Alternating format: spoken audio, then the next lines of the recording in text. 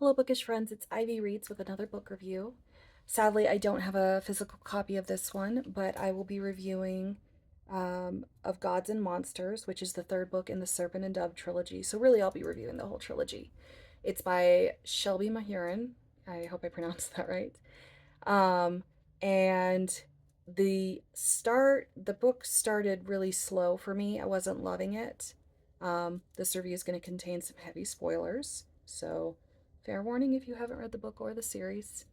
Um, and I was really frustrated with the second book because I felt like Lou's character, the one that we'd fallen in love with in the first one, had been lost essentially, and we learned that in this one, Lou has been possessed by Nicolina, another blood witch, and so that's a large portion of the reason why she's not acting like herself. So that helped, but it was still frustrating because I'm like, I miss her, and I didn't feel like we got much of her in Blood and Honey, which was the second book. And so we finally, they finally rescue Lou. They get her back. They cast Nicolina out. And right after, Reed casts a spell and loses his memory. And I was like, are you kidding me? Like, really? So first we go possession, then we go amnesia. Like, are we just doing every soap opera trope? Like, just ticking the list off? But, but it ended up being really good and really entertaining, and it helped recapture and that early Lou and Ree dynamic from the first book when they were first falling in love with each other, that I felt gave the story a lot of closure.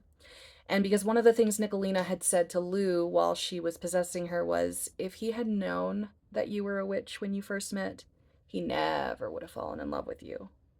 But through this story, we find out that's not true. He still would have eventually come to love her, which is nice. And again, I liked that they brought back that Shelby brought back the original dynamic that really made me like love the first book, Serpent and Dove, and so that was really great. And so we have the our final battle, involving gods and monsters and men and witches.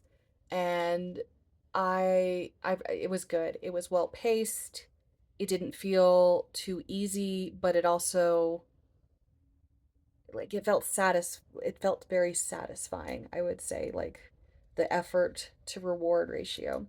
And so while I disliked book two, books one and three were very solid, and so I would say it was a very good series overall, and I would recommend it. And I would give the series overall probably a 3.5 stars out of 5, and book three probably 3.9 stars. I really enjoyed it. So that would be my review. Thanks.